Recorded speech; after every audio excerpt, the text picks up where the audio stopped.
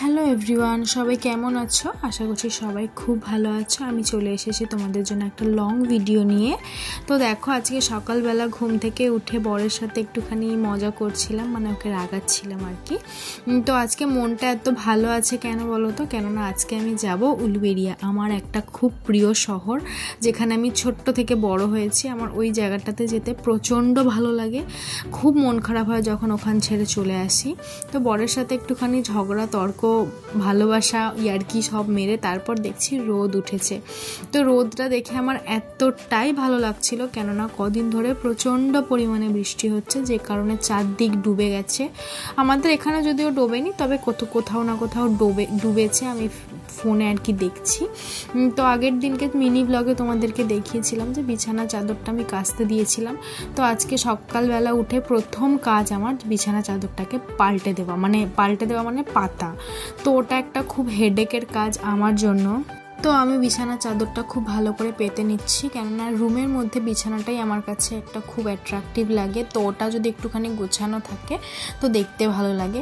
তো আমি খুব গরম লাগছিল একটু, বাট তার মধ্যে বিছানা চাদরটা খুব সুন্দর করে টান করে পেতে দিলাম, যেটা আমার একটা খুব ভালো লাগে করতে। আবার কোনো সময় বিরক্তও লাগে। আগের দিনকে জিম থেকে ফেরার পরে না আর ইচ্ছে করছিল না কিছু করার, তো ওই কারণে আগের দিনকে আর করতে পারিনি। তারপর আজকে করলাম। দেখো বিছানাটা কি সুন্দর লাগছে। তারপর চুটকিতেই সমস্ত কিছু হয়ে গেল। তো তারপরে একটুখানি মাথায় মাখবো তেল, কেন দুদিন ধরেই আমার মাথাটা শ্যাম্পু করা আছে, যেটা আমার একটুখানি মাথাটা ব্যথা করছিল, ওই কারণে আমি আজকে একটু মাথায় তেল দিয়ে দেবো। তো আমি ইউজ করছি নিহার ন্যাচারালসের ওই তেলটা। ওটা খুব ভালো হয় আর কি, আমার খুব একটা ভালো লাগে। তো আমি ভালো করে মাথাটায় তেল মেখে নিলাম। মাথাটায় সুন্দর করে তেল না মাখলে না চুলটা তো ভালো হয়ই না, তার সাথে সাথে মাথাটাও ঠান্ডা থাকে না। আর এখন আমার চুল একটুখানি নষ্টর দিকে, বাট আগে আমার প্রচণ্ড পরিমাণ চুল ছিল।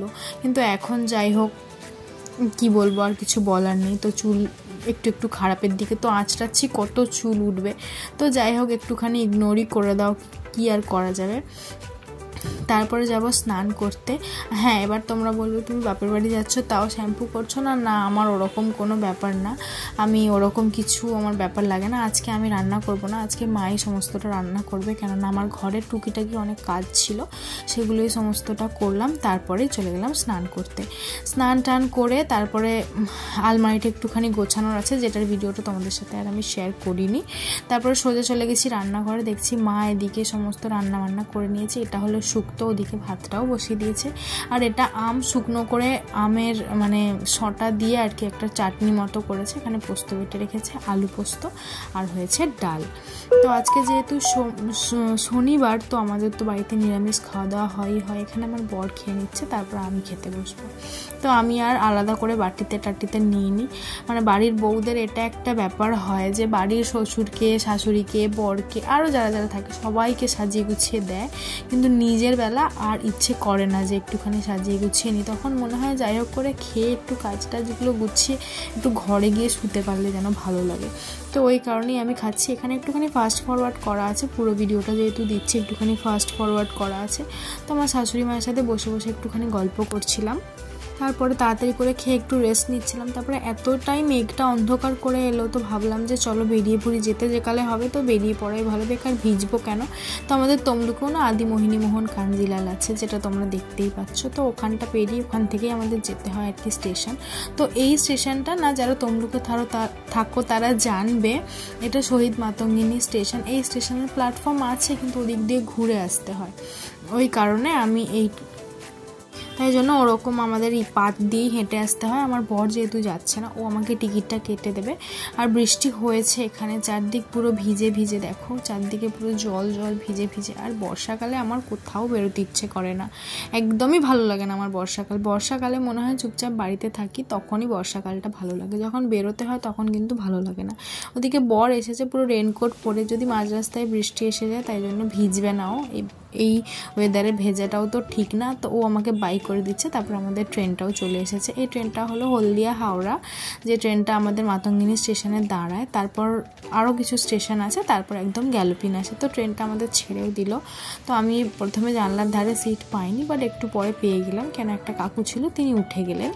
তো এখানে বেশিরভাগ যাত্রীরাই তারকেশ্বর যাচ্ছে, যেহেতু আজকে শনিবার। তো কালকে সবাই হয়তো জল নিয়ে তারকেশ্বর বাবার মাথায় জল ঢালবে। তো এদিকে চারদিকে জল পুরো ভর্তি, তোমরা দেখতেই পাচ্ছ, পুরো জমিতে জলে জল হয়ে গেছে, মানে এতটাই বৃষ্টি হয়েছে। তারপরে চলে এলাম মেছেদা। এটা তো মেছেদাতেই আছে। তো মেছেদা পেরিয়ে আমাদের আসতে হবে উলুবেড়িয়া। তারপর নেমে পড়েছি উলুবেড়িয়া স্টেশনে। একটা জিনিস দেখবে, দাঁড়াও দেখাচ্ছি। এই যে এইগুলো না ছোট ছোট ভাঁড়, ঠিক আছে। এই কাকুটাকেও আমার কাছে গোপাল ভাঁড়ের মতোই লেগেছিল। কাকুটার মুখটা আর দেখায়নি। তো দেখো গোপাল ভাঁড়ের বউ, এর মাথাটায় আবার কাটা আছে, মানে এটা আর কি ভাঁড় টাইপের, যে হয় না পিগি ব্যাংক টাইপের। তো তারপরে বাড়িতে চলে এসেছি। বাড়িতে এসে দেখছি বোন মানে জাস্ট পরে টোরে বাড়ি এসেছে, আর মা ওদিকে করছে বিরিয়ানি। তো দেখো এদিকে মা বিরিয়ানি করেছে। বিরিয়ানিটা দেখতে কতটা ভালো হয়েছে আমি জানি না, বাট খেতে দারুণ হয়েছিল। যদিও আমি জিম করছি, বিরিয়ানি খাওয়া আমার বারণ। জিমের ট্রেনার যদি দেখে তাহলে আমাকে বকবে, বাট কিছু করার নেই, লোভ ইজ লোভ। তো ভিডিওটা কেমন লাগলো তোমরা অবশ্যই জানিও। Thanks for watching, tata.